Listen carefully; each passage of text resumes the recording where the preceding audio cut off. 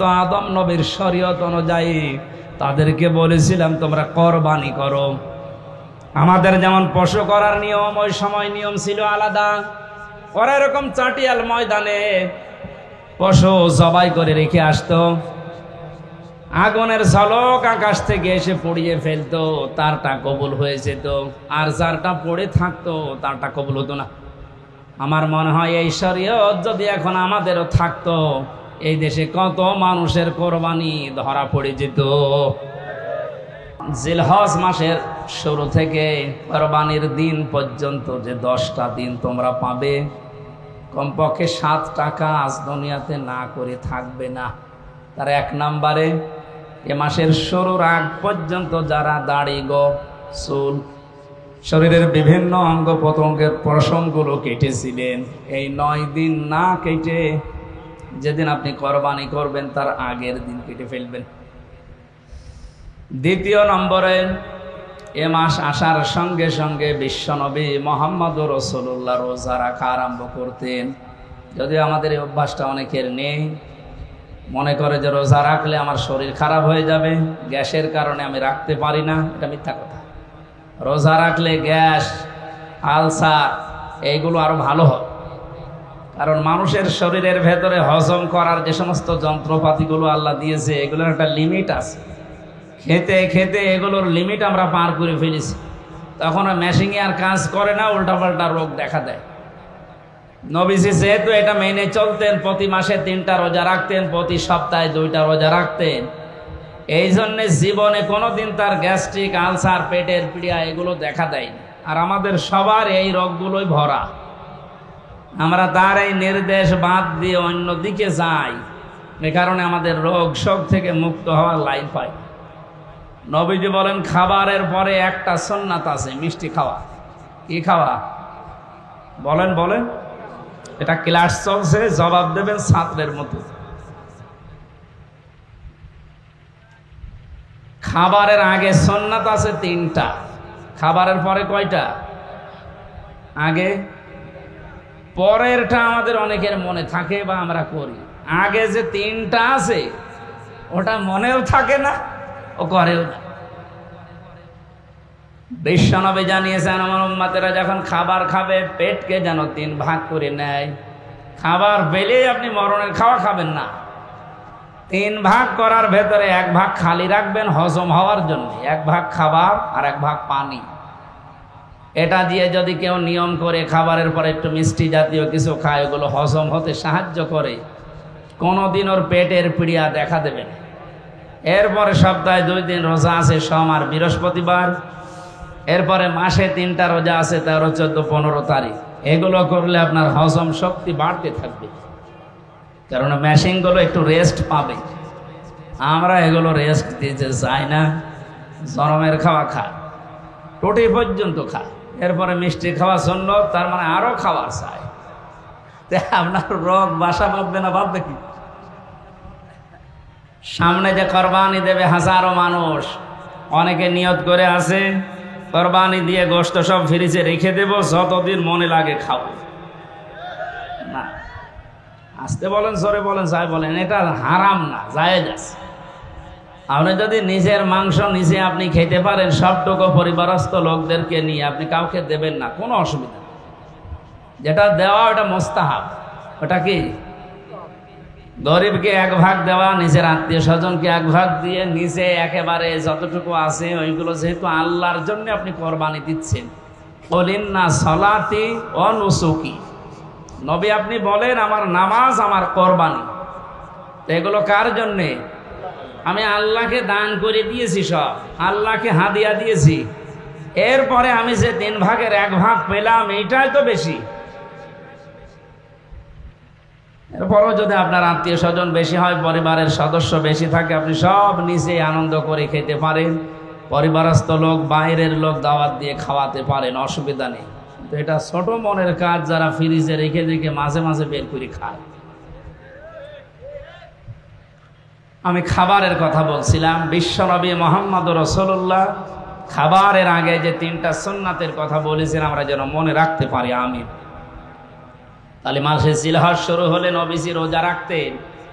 এখানে রোজা আছেন কিনা আমি জানি না, আগামীতে কয়েকদিন সময় পাচ্ছেন কোরবানির আগে, যদি সমর্থ থাকে, শরীর স্বাস্থ্য ভালো থাকে, রোজা রাখবেন।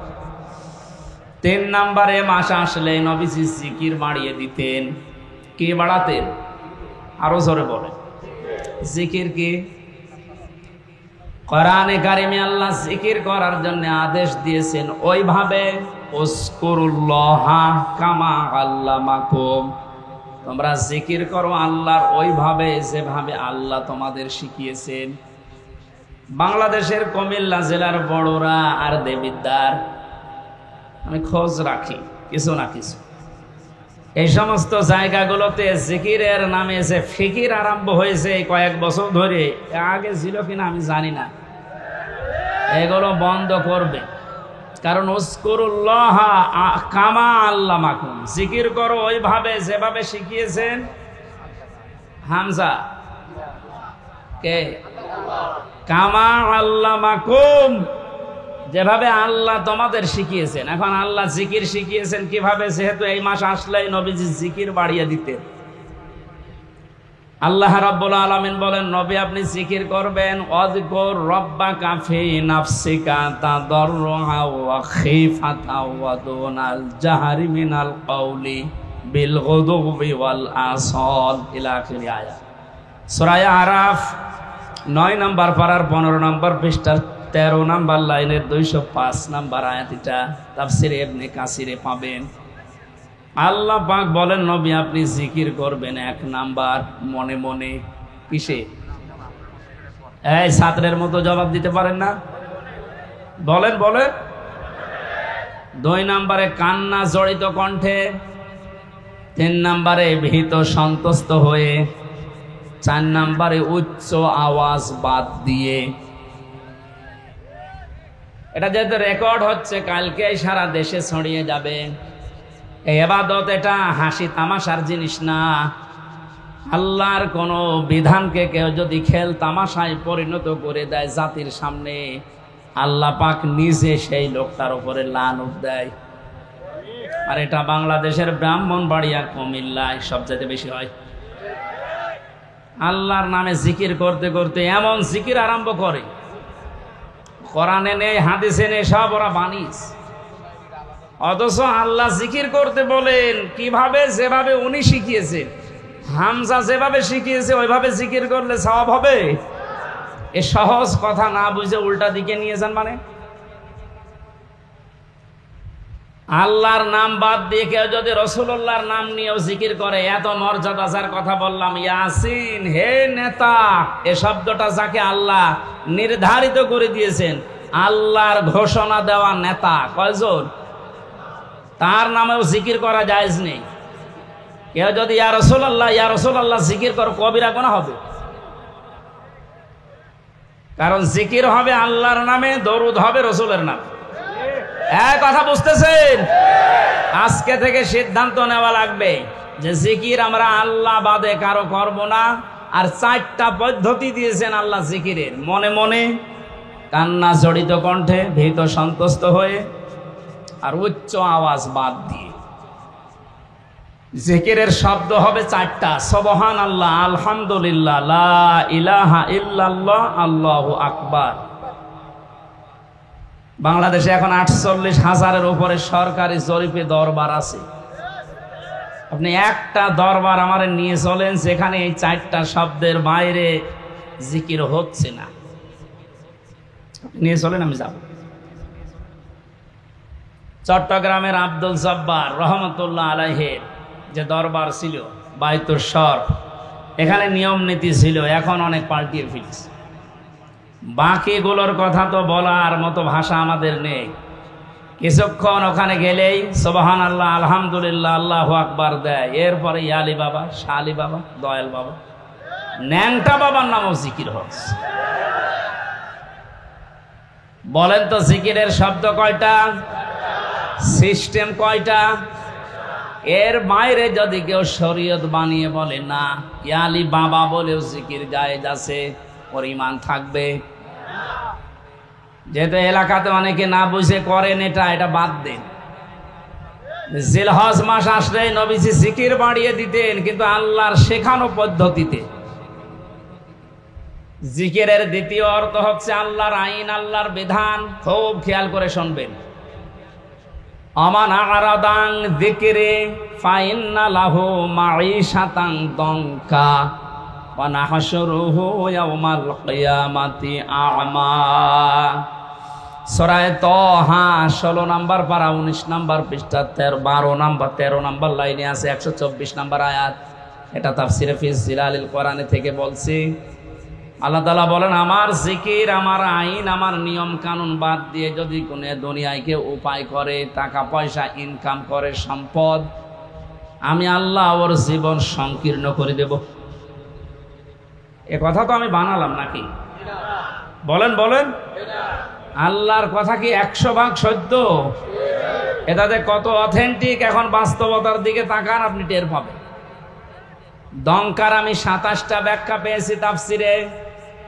1 নম্বরে, পৃথিবী থেকে যদি আল্লাহর আইন বাদ দিয়ে, আল্লাহর বিধান যেটা আছে ওইটা বাদ দিয়ে উপায় করে টাকা পয়সা, চর্ম চোখে দেখবে যে হ্যাঁ উপায় হচ্ছে, আল্লাহ পাক বলেন ওর ভেতরে 1 নম্বরে আমি কোনো বরকত রাখবো না। চর্ম চোখে দেখবে যে টাকা পয়সা 10 লাইন দিয়ে আসতেছে, 15 লাইন দিয়ে চলে যাওয়ার ব্যবস্থা করে দেব। 2 নম্বরে, দুনিয়াতে ওই লোকটা কোনোদিন ওই সম্পদ আল্লাহ পাক তাকে ভোগ করতে দেবে না। এটা আমি বানালাম না, মানে এটা আমি বানালাম। আপনি এই দেশের দিকে আজ তাকান, যারা আল্লাহর আইন বাদ দিয়ে উপায় করছে, আপনি দেখবেন চর্ম চোখে তাদের ব্যাংক ব্যালেন্স, টাকা পয়সা, নাড়ি বাড়ি গাড়ির অভাব নেই, দেশে জায়গা হয় না, অনেকে আবার বেগম পাড়াও বানায়। কিন্তু বাস্তবতায় আল্লাহ কি অ্যাকশন নেয়, ওগুলো দিয়ে তাদেরকে আল্লাহ ভোগ করতে দেয় না। 2 নম্বরের, 3 নম্বরের ব্যাখ্যায় পেয়েছি, এই মানুষটা যখন বিদায় নেবে দুনিয়া থেকে, সব চাইতে অবৈধ ইনকাম যারা দুনিয়ায় করে, এদেরকে আল্লাহ লাঞ্ছিত ভাবে, অপমানিত ভাবে, বেঈমান অবস্থায় বিদায় দেবে। পৃথিবীর সাক্ষী হয়ে থাকবে তাদের মরণে। কুষ্টিয়ার পাশে ঝিনাইদহ জেলার একজন এই যে কিছুদিন আগেই মারা গেছে, কি অবস্থা তার, যে ডিটেলস এখন আসতেছে, 200 কোটি টাকার মামলা। লোকটা মারা যাবার পর তার লাশের একটা টুকরাও খুঁজে পাওয়া যাচ্ছে না। আজ কয়েকদিন ধরে তার মেয়ে পর্যন্ত কেঁদে কেঁদে বলছে, একটা টুকরা দেন, একটু জানাজা করে মাটি দেয়, তাও সান্ত্বনা পাবো। ফেসবুকে কয়েকদিন আগে দেখেছি কলকাতায় খেজুর গাছের সাথে 2টা বিচি ঝুলি আছে। অনেকে বলছে এটা ওই লোকের বিচি না, এটা তাকিয়ে দেখলাম যে না, মানুষের বিচি অত বড় হয় না, ওটা মনে হয় ছাগলের বিচি হবে। কোন জায়গায় আল্লাহ মানুষকে নামিয়েছে আপনি টের পাচ্ছেন? আমি শুধু হাসির খোরাকি দেওয়ার জন্য বলি না, এটা বাস্তব দংকার। 3 নাম্বার ব্যাখ্যা, দুনিয়ায় সত্যি যদি আল্লাহর আইন বাদ দিয়ে কেউ উপায় করে, মহান আল্লাহ পাক তাকে এমন অবস্থায় দুনিয়া থেকে বিদায় দেবে, ওই লোকটা দুনিয়ায় সাক্ষী হয়ে থাকবে, ইতিহাস হয়ে থাকবে। পৃথিবী প্রকম্পিত হয়ে যাবে তার মরণ দেখে। 4 নাম্বার ব্যাখ্যা আছে, এই লোকটা যখন মারা যাবে ঈমান তো পাবে না, মরণের সঙ্গে সঙ্গে কবরে দিতে দিতে ওর শাস্তি আল্লাহ নিজে ফেরেশতা দিয়ে আরম্ভ করবে। 4 নাম্বারটা আমি বানালাম নাকি? সবগুলো তাফসীর থেকে আমি নোট করে এনেছি, আপনি বাড়িতে এসে মিলাবেন, দেখবেন আপনার সাথে 2-1টা মিলে যাচ্ছে। এই জন্য আল্লাহর জিকির মানে আল্লাহর আইন, আল্লাহর বিধান। আল্লাহর বিধান বাদ দিয়ে দুনিয়াতে সত্যি কেউ যদি উপায় করে, শরীক ফাঁকি দিয়েছেন যারা, শরীক ফাঁকি দেয় না দেশে? কত মানুষ এখন হজে আল্লাহর ঘর তাওয়াফ করছে, নবীজিকে সালাম দিচ্ছে রওজার পাশে দাঁড়িয়ে, অথচ নিজের আপন ভাইয়ের জমি জাল দলিল করে নিজের নামে লিখে নিয়েছে। এটা আমি মনে হয় বেশি বলে ফেললাম, আমি নিজে ছিলাম হজে, দেখেছি। হজে আসার সময় বনের সম্পদগুলো ফাঁকি দিয়ে নিজের নামে লিখে নিয়েছি। বনকে তো মানুষ করে বিয়ে দিয়েছি, এই যথেষ্ট, আবার জমি দেব কেন? জমি দেবে কেন মানে তুমি তোমার বাবার ছেলে, আর ওইটা কি ও ধার করিয়ে নিস? আপনি আল্লাহর একটা বিধান পালন করার জন্য 7.5 লাখের উপরে টাকা খরচ করে হজে গেলেন, অথচ বনের 3 লাখ টাকা আপনি আত্মসাৎ করে গেলেন। এখানে বিধানটা কার ছিল? ওখানে এক আল্লাহর বিধান 2 রকম করে ফেললেন। এই জন্য শরীক যারা ফাঁকি দিচ্ছেন, দঙ্কার ব্যাখ্যা পড়তে পড়তে আমি এটা পেয়েছি, দুনিয়াতে যারা ভাই বোন ছেলে মেয়ে জনগণ এই শরীক যারা ফাঁকি দিয়ে দুনিয়ায় চলবে, এই মানুষগুলো মরণের সঙ্গে সঙ্গে কবরে আমার আল্লাহ নিজে আযাব শুরু করবে। কারণ কি? কারণ আপনার নিচে যারা আছে এরা আপনার কাছে এতিম। এরা কি? বলেন বলেন। ইন্নাল্লাযীনা ইয়াকুলুনা আমওয়ালাল ইয়াতামা যুলমান ইন্নামা ইয়াকুলুনা ফি বুতুনিহিম নারা ওয়া সায়াসলাউনা সাঈরা। সূরা নিসা 4 নম্বর পারার 17 নম্বর পৃষ্ঠার 14 নম্বর লাইনের 10 নম্বর আয়াতটা ইবনে কাসিরে আছে। আল্লাহ পাক বলেন, নিশ্চয় যে বা যারা বর্তমানে খাচ্ছে ভবিষ্যতেও খাবে। এটা মোজারে, প্রেজেন্ট, ফিউচার, 2টা কাল দিয়েছেন ইয়াকুলুনার ভেতরে। আমওয়ালাল ইয়াতামা যুলমান, এতিমদের মাল সম্পদ জুলুম করে।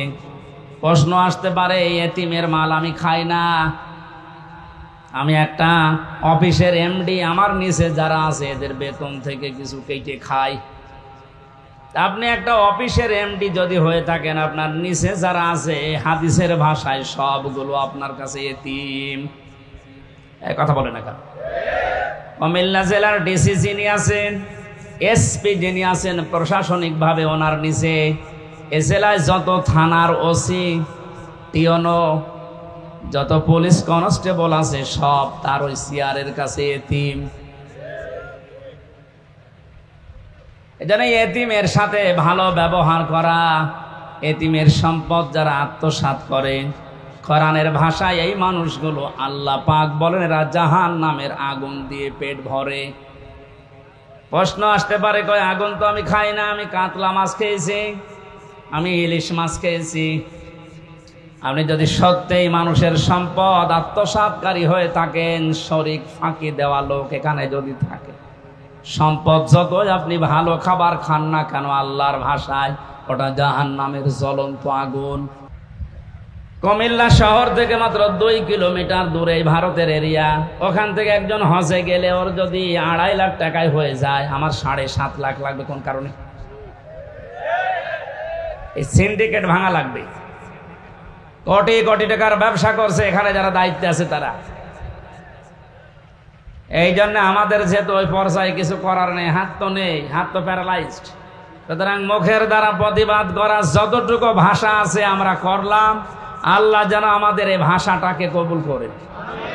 এটাও যদি না পারা যায়, সর্বশেষ মনে মনে ঘৃণা করা, এইটাও অনেকে করে না। আরো আল্লাহ বিরোধী, আল্লাহর ঘরে যেতে ডাইরেক্ট না ইনডাইরেক্ট ভাবে বাধা দেওয়া হচ্ছে, আরো খুশি হয়। আজকের এই অনুষ্ঠানটায় আমরা কি বলবো বলেন তো? যেহেতু কোরআনে কারিমের সামনে যে তেলাওয়াতকৃত আয়াত পড়লাম আপনাদের, এটা কোরবানি সংক্রান্ত, আর সামনে 4-5 দিন পরেই কোরবানি। আমাদের এখানে আলোচনাও তো ওই ধাঁচে আমরা করব। এরপরেও যদি কোনো মহল উল্টাপাল্টা ধারণা করে এটা বন্ধ করে দেয়, এটা ডাইরেক্ট না ইনডাইরেক্ট যারা চেষ্টা চালিয়েছিলেন, আপনি কোরআনে বাধা দানকারী হিসাবে কিয়ামতে উঠবে।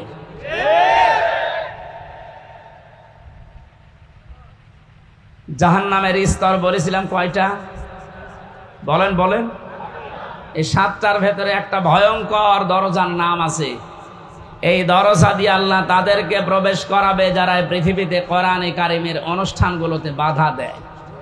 আর এই দেশে এখন দিন দিন এই পজিশন বাড়ছে। মানুষ ওগুলো খুব বেশি না, কয়েকটা। আল্লাহ আমাদেরকে হেদায়েত দান করেন, বলেন আমিন। এই জন্য হজ করার সামর্থ্য যাদের আছে হজ অবশ্যই করে মারা যাবে।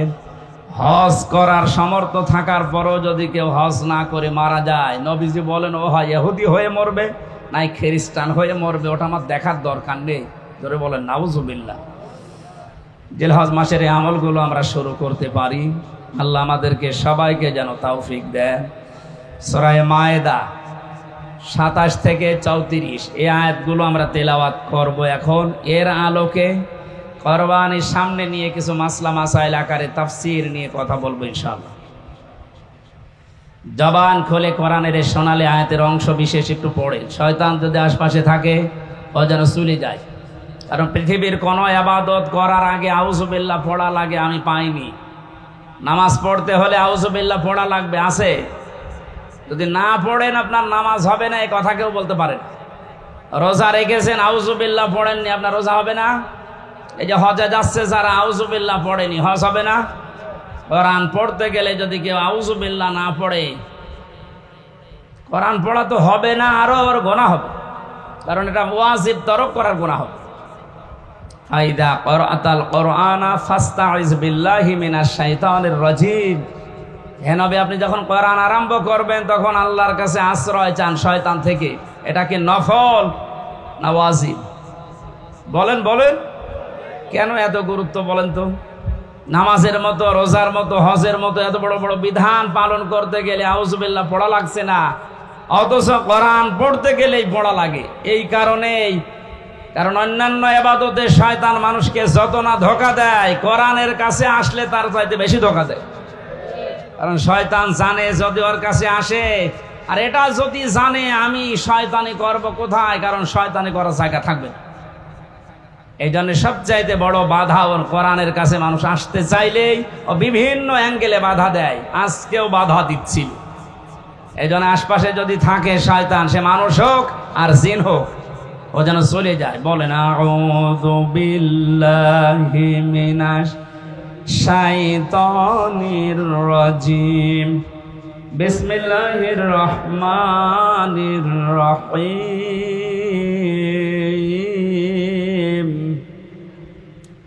ওয়াতলু আলাইহিম নাবা বনাই আদামা বিল হক। সাদাকাল্লাহুল আযীম। সূরা মায়েদা 27 নম্বর আয়াত পড়েছি অংশ। কোন সূরা বলেন তো? মায়েদা মানে দস্তরখানা। মায়েদা মানে কি? দস্তরখানা নামে আল্লাহ একটা সূরা দিলেন, অথচ এর গুরুত্ব অনেকের কাছেই নেই। দস্তরখানা বিছিয়ে খাবার খাওয়ার সিস্টেম এখন এই টেবিল চেয়ার এসে অনেক উঠে গেছে। নবীজি নিচে মাটিতে বসে খাবার খেতেন দস্তরখানা বিছিয়ে, কিন্তু এখন এই সিস্টেমগুলো বাদ হয়ে যাচ্ছে। কেন এই সিস্টেম ছিল বলেন তো? আল্লাহর নবী জানিয়েছেন কেউ যদি দস্তরখানা বিছিয়ে পড়ে যাওয়া খাবারগুলো তুলে খেতে পারে, ও যেন জান্নাতের হুরদের দেন মোহর আদায় করে ফেলেছে। সুবহানাল্লাহ। একটু বুঝে শুনে বলেন। আপনি কি এখনো মারা গেছেন? বলেন না কেন? জান্নাতে গেছেন? বলেন বলেন। হুরদের সাথে বিয়ে আপনার হয়েছে? দেন মোহর তো দূরের কথা, এখনো মারা যাননি, জান্নাতেও যাননি, হুরদের সাথে বিয়েই হয়নি, দেন মোহর আদায় হবে কথা বললেন কেন? ছোট্ট একটা আমল মাত্র। সত্যিই যদি আপনি এই আমল এখন থেকে জীবনে আরম্ভ করতে পারেন, বিজ্ঞান এখন জানিয়েছে কেউ যদি মাটিতে বসে, পাটিতে বসে, নিচে বসে নবীজি যেভাবে খাবার খেতেন, ওই খাবারের সুন্নত আদায় করে খাবার খেতে থাকে, খেতে খেতে ওর অর্ধেক খাবার হজম হওয়ার কথা। কারণ ওইভাবে পেটে বসলে পেটে চাপ লাগে। আর আমরা যেভাবে বসে খাই ওভাবে ওই সিস্টেম নেই, আমরা দিন দিন পাল্টিয়ে ফেলছি। দস্তরখানায় পড়ে যাওয়া খাবারটা খেলে কত বড় একটা সুসংবাদ পাওয়া যাচ্ছে। আমি এখনো মারাই গেলাম না, জান্নাতও পাইনি, হুরদের সাথে আমার বিয়েও হয়নি এখনো, অথচ দেনমোহর আদায় হয়ে গেছে। তার মানে নবীর এই কথার সিগনিফিকেন্স হচ্ছে আমি যেন জান্নাতে প্রবেশ করে ফেলেছি। ছোট আমল আমরা যেন না ছাড়ি, ছোট মনে করি, এটা অনেক বড় আমল। 2 নম্বরে বিশ্ব নবী বলেন, কোন মানুষ যদি দস্তরখানায় পড়ে যাওয়া খাবার তুলে খেতে পারে, ওর শরীরের ভেতরে যে 360টা হাড় আছে, জোড়া দেওয়া আছে হাড়গুলো, এই হাড়গুলোর সাদগা আমার আল্লাহ আদায় করে দেন। সাহাবায়ে কেরামের সামনে যখন এই হাদিসটা বলা হয়েছিল, গরিব সাহাবীরা বলে, হে নবী, আমরা গরিব মানুষ, 360টা হাড়ে এই যে জোড়া দেওয়া আছে, যে আঙ্গুলের ভেতরে জয়েন্টগুলো আছে, এই কেনুয়ের ভেতরে জয়েন্ট আছে, হাঁটুর ভেতরে জয়েন্ট আছে, 360টা আছে জোড়া জয়েন্ট। আপনি যদি দস্তরখানায় পড়ে যাওয়া খাবার খান, এর যে সাদগা হয়, এই সাদগাগুলো আল্লাহ নিজে আদায় করে দেয়। বলেছিলেন, হে নবী, আমরা এত সাদগা আদায় করব কি করে? বিশ্ব নবী তখন এই আমলটা দিয়েছিলেন। আল্লাহ সাহাবীদের মতো এই আমলটা আমাদেরও করার তৌফিক দিন, আমিন। আর একটা কথা হাদিসে আছে, কেউ যদি মসজিদে কোনো ময়লা পড়ে থাকতে দেখে আর নিজের কাজ মনে করে ওটা তুলে ফেলে দেয়, তাহলে এই হাড়গুলোর জয়েন্টের সাদগা আদায় হয়। আমরা মসজিদের ময়লার দায়িত্ব মনে করি শুধু মসজিদের আর খাদেমের, আর আমরা সব আল্লাহর। মসজিদে আল্লাহর ঘরে কোনো কিছু যদি পড়ে থাকে ময়লা জাতীয়, ওটা তুলে ফেলে দেওয়া, এ দায়িত্ব কি শুধু মসজিদের খাদেমের, মুয়াজ্জিনের? আপনার কাছে যে প্রতিদিন সাদগা দেওয়া লাগবে, কি দিয়ে দেবেন? এরকম কিছু কাজ করা। এমনকি রাস্তায় কোনো কষ্টদায়ক বস্তু যদি পড়ে থাকে, ওইটা যদি কেউ তুলে ফেলে দেয়, সে যেন তার ঈমান আছে এটার প্রমাণ দেয়। আমি শুধু সুবহানাল্লাহ বলার জন্য বলছি না, এখানে খেয়াল করেন, রাস্তায় কোনো কষ্টদায়ক কাটা হোক, একটা ইট হোক, ময়লা হোক পড়ে আছে, জনগণের কষ্ট হয়, এটা তুলে ফেলে দিলে নবীজি বলেন তোর ভেতরে ঈমান আছে, এটার প্রমাণ হচ্ছে যে ঈমান আছে। যে মুসলমানের ঈমানের 77টা শাখা, তার সর্বনিম্ন শাখা রাস্তার কষ্টদায়ক বস্তু তুলে ফেলে দেওয়া। সেই মুসলমান কোনো মানুষকে দুনিয়ায় কষ্ট দিতে পারে, এটা কি বিশ্বাস করার মতো? সুতরাং অন্যান্য জাতির উপরে যে উল্টাপাল্টা কাজগুলো হয় মাঝে মাঝে দেখি এই দেশে, এগুলো কোনো মুসলমানের কাজ না, কাজ ওদেরই আমাদের উপর চাপিয়ে দেয়। কোনো মুসলমান যদি এ কাজ করেও বুঝবেন ও মুসলমানের ভেতরে ঈমান নেই। বলেন তো, রাস্তার কষ্টদায়ক বস্তু তুলে ফেলা যেখানে ঈমানের একেবারে সর্বনিম্ন স্তর, সেই মুসলমান কোনোদিন সন্ত্রাসী হতে পারে? বলেন বলেন, জঙ্গি? আপনি কাঁটা পেলে, রাস্তায় ইট পেলে আরো তুলে ফেলে দেবেন যেন মানুষের কষ্ট না হয়। আর বাংলাদেশের মানুষের ঘরের আবর্জনা, নিজের উঠানের ময়লা সব এনে রাস্তায় জমা করে, ও কোন ঈমানের পরিচয় দেয়? আপনাদের কুমিল্লা জেলা একটু পরিষ্কার আছে, এই জন্য টের পাচ্ছেন না। এগুলো যারা করছেন আপনার ঈমানই নেই, এটা ঈমানের সর্বনিম্ন একটা স্তর। এইটাও যদি আপনি না করতে পারেন, আরো রাস্তায় সব ময়লা মাটি এনে জমা করে, তা আপনি নবীর হাদিস অনুযায়ী বিশ্বাস করেন আপনার ঈমান নেই। আপনার কি নেই? আপনি বলেন না, আমি তো কালেমা পড়ি। আরে বা কালেমার তো সর্বনিম্ন স্তর এইটা, আপনার এইটাই নেই, তো প্রথমটা থাকলো কি করে? এখনো তো 77টা আছে। আল্লাহ আমাদের সহজভাবে বোঝার তৌফিক দাও, বলেন আমিন। সূরা মায়েদা 120টা আয়াত আছে, 16টা রুকু আছে। 4 নাম্বার রুকুর 27 নাম্বার আয়াতের অংশ পড়েছি, মাত্র একটা আয়াতের 4 ভাগের 1 ভাগ। আপনি একটু খেয়াল করে শোনেন, কত কথা আল্লাহ এর ভেতরে লুকিয়ে রেখেছে। হযরত আদম আলাইহিস সালামের 2 সন্তানের ব্যাপারে আল্লাহ আমাদেরকে শোনাতে বললেন। কুরবানি সংক্রান্ত বিষয় এখানে আছে। এই পৃথিবীতে প্রথম মানুষ হত্যা করেছিল এই কাবিল, হাবিলকে। এই জন্য দুনিয়ায় যত হত্যা হবে অবৈধভাবে, এই লোকটার আমল নামায় মানুষ হত্যার একটা গোনা যেতেই থাকবে কিয়ামত পর্যন্ত। এই জন্য দুনিয়াতে এমন কোন কাজের আঞ্জাম তৈরি করা ঠিক না যে আপনি মারা যাওয়ার পরও এটা জারি থাকে, এরকম কাজ এদেশে নেই। জেনে শুনে বুঝে শুনে এরকম কোন কাজে হাত দেবেন না যে আপনি নেই, অথচ এটা বিকাশ হয়ে আপনার কবরে যাচ্ছে। আল্লাহ রাব্বুল আলামিন সতর্ক করছেন, অতলো, হে নবী আপনি তেলাওয়াত করেন, আলাইহিম নাবাবানাই আদামা বিল হক। এটা কুমিল্লার দেবীর দ্বার, এই যে উম্মত গুলো বসে আছে, এদের সামনে আপনি তেলাওয়াত করেন আদম নবীর 2 সন্তানের কাহিনী, যথাযথভাবে সঠিকভাবে এদেরকে আপনি ইতিহাস শোনান। প্রশ্ন আসতে পারে, হাজার হাজার বছর আগে পৃথিবীর প্রথম মানব হযরত আদম আলাইহিস সালাম, তার 2 সন্তানের কাহিনী শুনি আমরা করব কি না?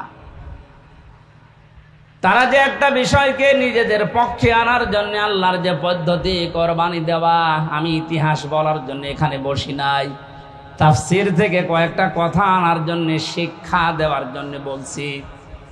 হযরতে আদম নবীর সন্তান জোড়া জোড়া তৈরি হতো ওই সময়, আগের পক্ষের পরের পক্ষের এভাবে মিল করে তিনি বিয়ে দিতেন। যেহেতু মানুষের সময় কম ছিল, ওই সময় শরীয়তে ওটা জায়েজ ছিল।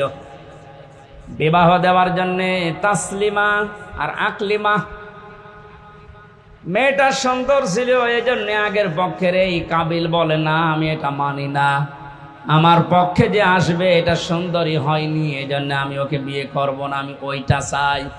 মেয়েদের প্রতি ভালোবাসা, তাদের সৌন্দর্যের প্রতি, তাদের চেহারার প্রতি আকর্ষণ, এটা আমার আল্লাহ দুনিয়া তৈরি হওয়ার পর থেকে করে দিয়েছে। যুজ্জিনা লিন-নাসি হুব্বুশ শাহাওয়াতি মিনান নিসা, মানুষকে আমি শোষণ করে দিয়েছি, আকর্ষণীয় করে দিয়েছি 9টা জিনিসকে তাদের সামনে। 1 নম্বরে মেয়েলোক, মেয়েলোকের চেহারার প্রতি ভালোবাসা, আকর্ষণ, এটা তৈরি করে দিয়েছে কে? এই যে পরীক্ষার জিনিস এটা। এখন যদি বলেন আল্লাহ তৈরি করে দিয়ে আল্লাহ আবার আমাকে শাস্তি দেবে কোন কারণে, এইটাই পরীক্ষা। আপনার মতোই মানুষ আর একজন আছে, সে তো এরকম সুযোগ পাওয়ার পরও এই কাজ করে না, আপনি করলেন কেন?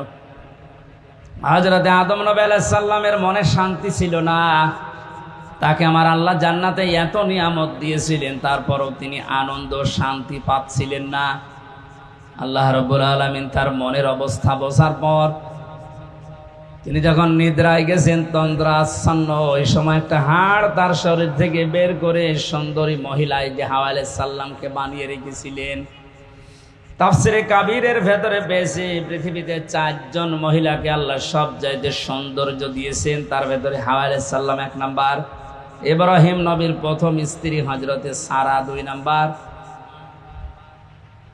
হযরতে ইউসুফ নবীর স্ত্রী জুলাইখা 3 নাম্বার, 4 নম্বরে মুহাম্মদ রাসূলুল্লাহর ছোট মেয়ে হযরতে ফাতিমাতুজ জোহরা রাদিয়াল্লাহু তাআলা আনহা। এখন ঐশ্বরিয়ায় যত সুন্দর আপনার কাছে মনে হয়, পরিমণি যত সুন্দর মনে হয়, হযরতে হাওয়া কত সুন্দর ছিলেন বলেন। তিনি যখন বসে আছে বামে, ঘুম থেকে ওঠার পরে তিনি দেখলেন, তাফসীরে মুফাসসির বলেন হযরতে আদম হাওয়াকে দেখেই তাকিয়েছেন এবং ধরতে গেছেন। আল্লাহ পাক বলেন, আদম এটা তাকানোও যাবে না, ধরাও যাবে না। হযরতে আদম বলছে, আল্লাহ তাকানো যাবে, ধরা যাবে, কি করলে সেটা বলেন। আমার মনে হয় বাংলাদেশের অনেক যুবক এমন আছে, নামাজের ফরজ জিজ্ঞাসা করেন বলতে পারবে না, বিয়ে করা ফরজ এটা বলতে পারবে। আল্লাহ পাক ওইদিন জানিয়েছেন, হ্যাঁ ধরা যাবে, তাকানো যাবে, বিয়ে করা লাগবে। আদম আলাইহিস সালাম আগে পেছনে না ভেবে বলছে, আল্লাহ আমি রাজি আছি। আল্লাহ পাক শর্ত দিয়েছেন, বিয়েতে রাজি হয়ে গেলে বিয়ে করতে হলে দেনমোহর দেওয়া লাগবে, এটা নেই। এখান থেকে মাসলা বের হয়, অজানা অচেনা কোনো মহিলাকে নিয়ে যদি আপনি তাকাতে চান, আনন্দ করতে চান, ধরতে চান, এটা বিয়ে করা শর্ত। বিয়ের আগে প্রেম বলেন, ভালোবাসা বলেন, পবিত্র বলেন, কিছুই জায়েজ নেই। অনেকে বলছে না এটা পবিত্র ভালোবাসা,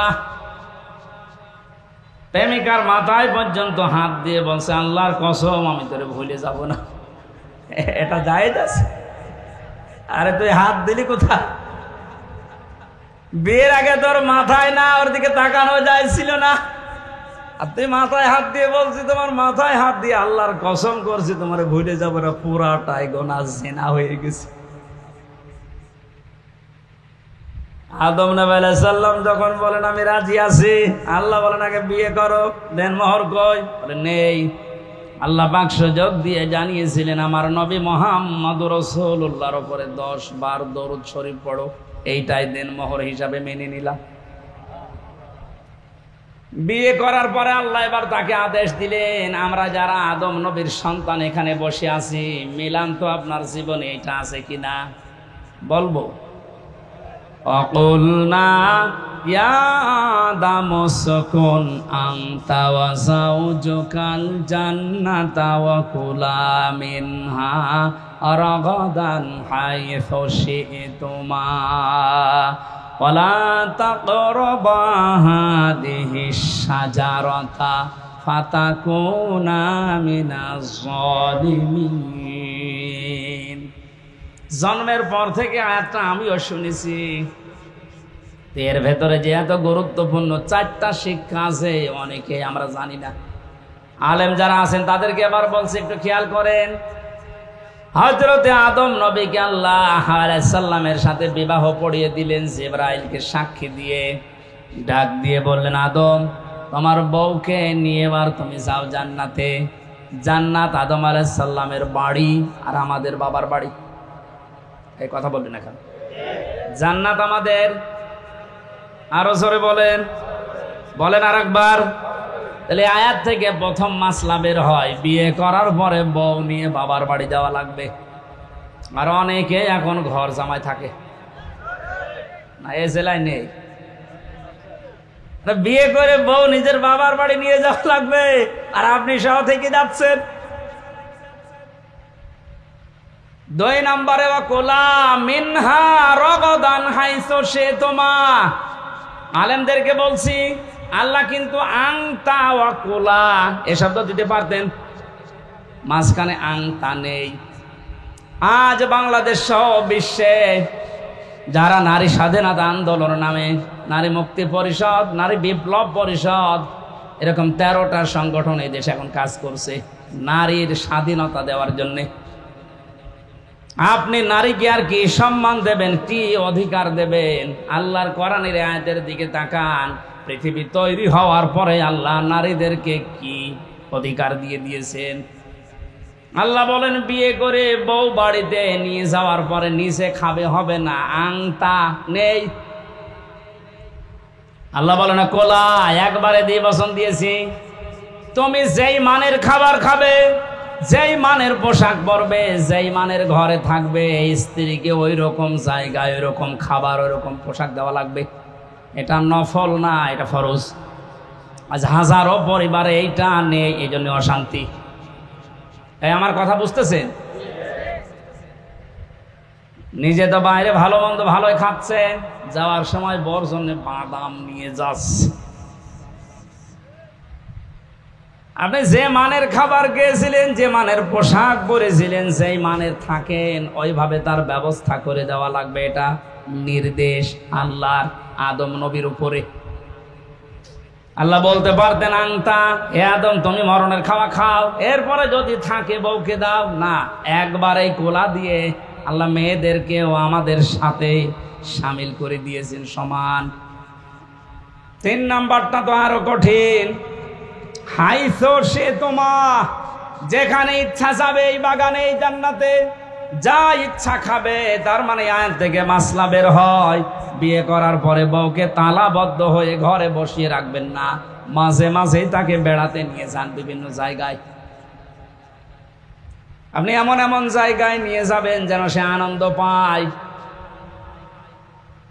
এমন একটা অনুষ্ঠানে নিয়ে যান। হ্যাঁ, এখানে আর শেষের শব্দ একটু ঝামেলা আছে। আল্লাহ বলেন, হাইসু শি'তুমা, তুমি নিয়ে যাও যেখানে ইচ্ছা, যাও যা ইচ্ছা খাও। ওয়ালা তাকরাবা হাদিহিশ শাজারা, এই গাছের কাছে যাবে না। কোন গাছ? না না, এটা আমিও জন্মের পর থেকে শুনছি যে গন্ধম গাছ। আরে ভাই, এটা যদি শুধু গন্ধম গাছ উদ্দেশ্য হবে, এতে দুনিয়ায় আয়াত নাজিল করার আল্লাহর দরকার কি? আধুনিক তাফসীর গুলো আপনি দেখবেন, সেখানে শুধু গন্ধম গাছ না, প্রায় 33টা অর্থ লেখা আছে। আপনার বউ নিয়ে আপনি এমন বর্ডার পার হওয়া যাবে না যে বর্ডার পার হলে আপনি আবার বিপদে পড়েন। কুমিল্লা শহর থেকে 2 কিলোমিটার পরে ভারতের কি বর্ডার বলেন না কেন? পাসপোর্ট বাদ দিয়ে, ভিসা বাদ দিয়ে কেউ যদি যায় নিরাপদে যেতে পারবে। ওটা সীমানা, বর্ডার। আল্লাহ পাক বলেন আমারও বর্ডার আছে দুনিয়ায় 500। কত? আপনি 500 বর্ডার জানেন? এগুলো শরীয়তের বর্ডারের ভেতরে দেওয়া আছে। দুনিয়াতে বিবাহ করার পরে বউ নিয়ে আসবা, খাবা, চলাফেরা করবা, অনুষ্ঠানে যাবা, কোনো বাধা নেই। কিন্তু সাবধান, আল্লাহর বর্ডার যেন পার না হয়। এমন অনুষ্ঠানে যাওয়া যাবে না যেখানে গেলে নিজেরও পর্দা থাকে না, বউরও পর্দা থাকে না। এরকম অনুষ্ঠান দেশে নেই? শিশু মেলায় যাচ্ছে বউ নিয়ে, শিশু নেই, শুধু শিশুর খালার আর মামারা। ওখানে গেলে আপনার আরো অ্যাক্সিডেন্ট হবে।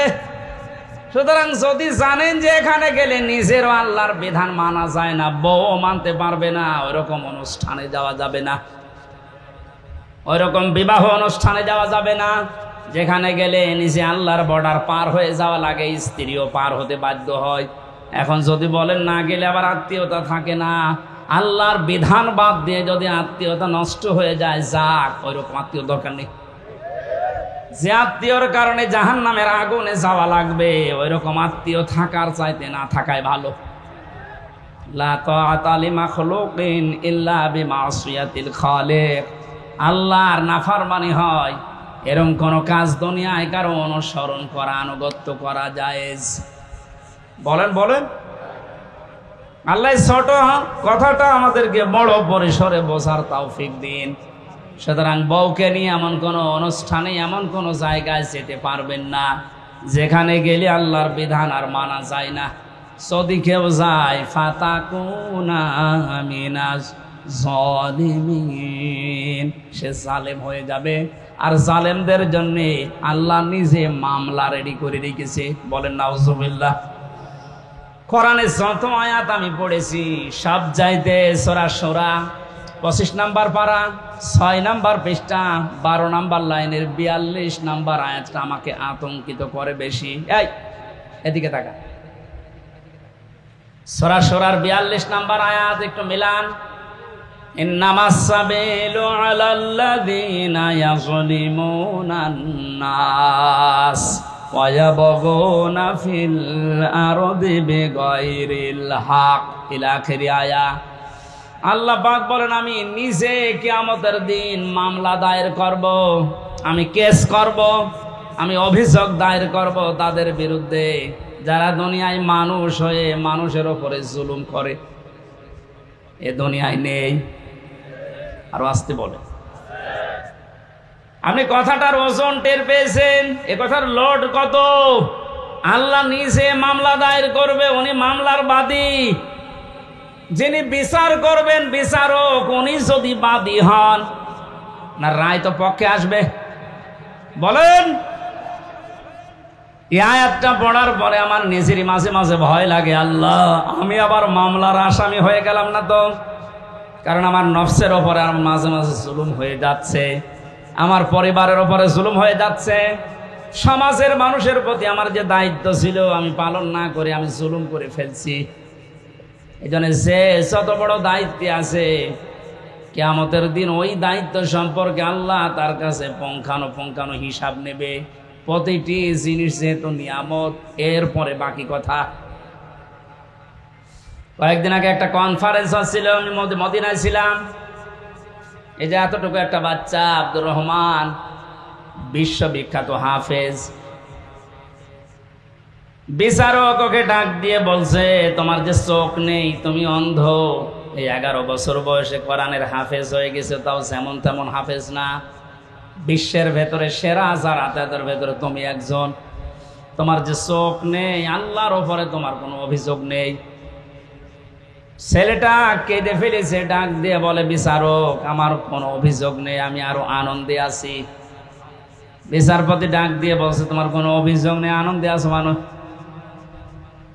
ছেলেটা বলছে হুজুর যেদিন বিচার শুরু হবে, আসল বিচার কিয়ামতে, আমি তো কোরআনে কারিমের আয়াত পড়েছি আপনার সামনে, সুম্মা লা তুসালুনা ইয়াউমাইদিন আনিন নাঈম, কিয়ামতের দিন প্রতিটি নিয়ামতের হিসাব আল্লাহ নিচে ধরবেন। আমার পা থেকে শুরু করে মামারা যখন মাথা পর্যন্ত হিসাব আল্লাহ শুরু করে দিয়েছে, যে পা দিয়ে, এরপরে হাঁটু দিয়ে, এরপরে পেট দিয়ে, হাত দিয়ে, আস্তে আস্তে আমার কাছে চোখের কাছে যখন আসবে, আমি আল্লাহকে বলতে পারবো, অন্তত মাবুদ একটু দাঁড়ান, আপনি চোখের হিসাব আমার কাছে নেবেন, আমার তো দুনিয়ায় চোখ ছিল না, এদিকে তাকে হলেও দয়া করে আমার হিসাবটা আপনি সহজ করে দেন। আল্লাহ নিজে বিচারপতি হবেন। ও কুমিল্লাবাসী, কি মনে হচ্ছে আপনার কাছে আমি জানি না, কথাটা নরম হলেও অনেক বড় কথা এটা। আল্লাহ নিজে বিচারপতি আর নিজে মামলার বাদী। এই দেশে যে যত বড় দায়িত্বে আছে, সে যদি আপনার মামলার বাদী হয়, জেল থেকে বেরানো আপনার কঠিন হবে। কথা বলে না কেন? প্রধানমন্ত্রী শেখ হাসিনা যদি আপনার বিরুদ্ধে মামলা দেয়, আপনি তো কালকেই বের হয়ে যাবেন নাকি? সুতরাং যে যত বড় ক্ষমতাশালী, সে যদি মামলার বাদী হয়ে যায়, পৃথিবীতে সবচাইতে বড় ক্ষমতার মালিক কে বলেন তো? আল্লাহ আয়াতে জানালেন, আমি নিজে তোর বিরুদ্ধে মামলা দেব। এই জন্য আল্লাহর বিধানগুলো ওভারটেক করে পার করে ফেলে আমরা যেন আল্লাহর মামলার আসামি হয়ে না যাই, এগুলো খুব হিসাব নিকাশ করে পা ফেলা দরকার। আদম নবীর সন্তানের কাহিনীগুলো আল্লাহ এবার শোনাতে চেয়েছেন কেন? এবার খেয়াল করেন।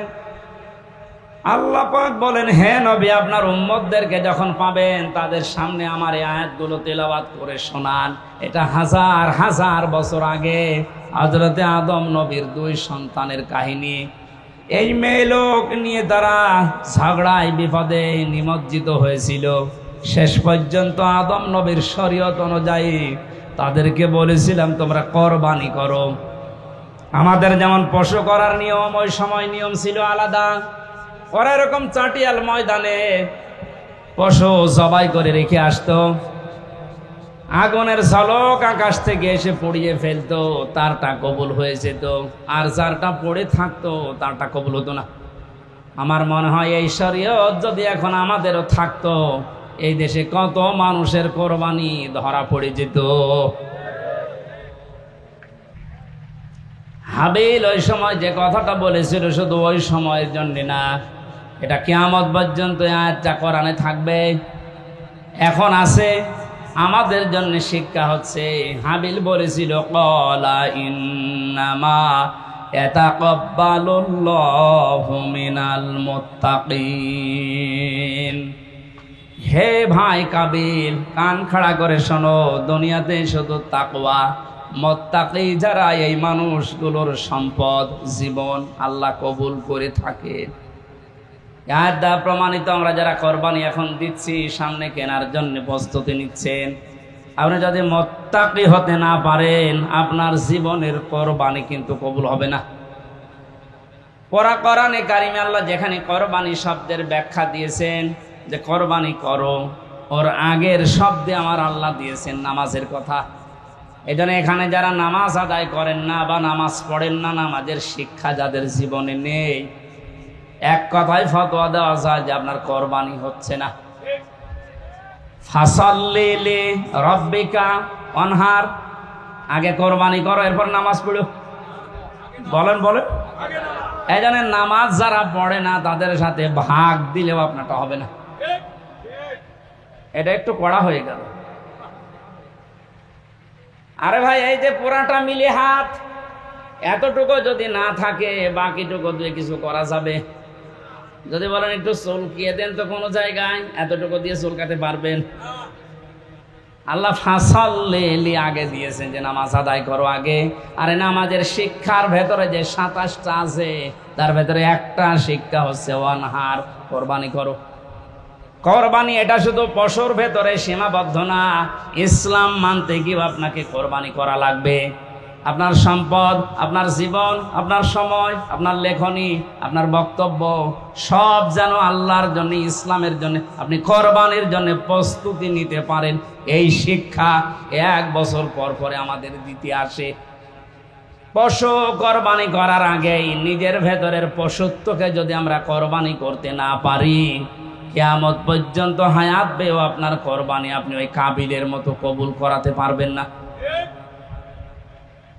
এই জন্য যারা জবাই করার জন্য প্রস্তুতি নিচ্ছেন, কোরবানি পশুর গলায় ছুরি দেওয়ার সঙ্গে সঙ্গে নিয়ত করবেন, আল্লাহ আমার ভেতরের যে পশু আছে অহংকার, হিংসা, দাম্ভিক্য, এটাও আমি আজকে জবাই করে দিলাম। এইরকম কোরবানি দেওয়া মানুষ বাংলাদেশে ভরি ভরি। আল্লাহ, যারা আমরা কোরবানি দিচ্ছি, এভাবে কোরবানি দেওয়ার তৌফিক আমাদেরকে তুমি দান করো, যেন কাবিলের মতো হয় না, হাবিলের মতো কবুল হয়ে যায়। বলেন আমিন।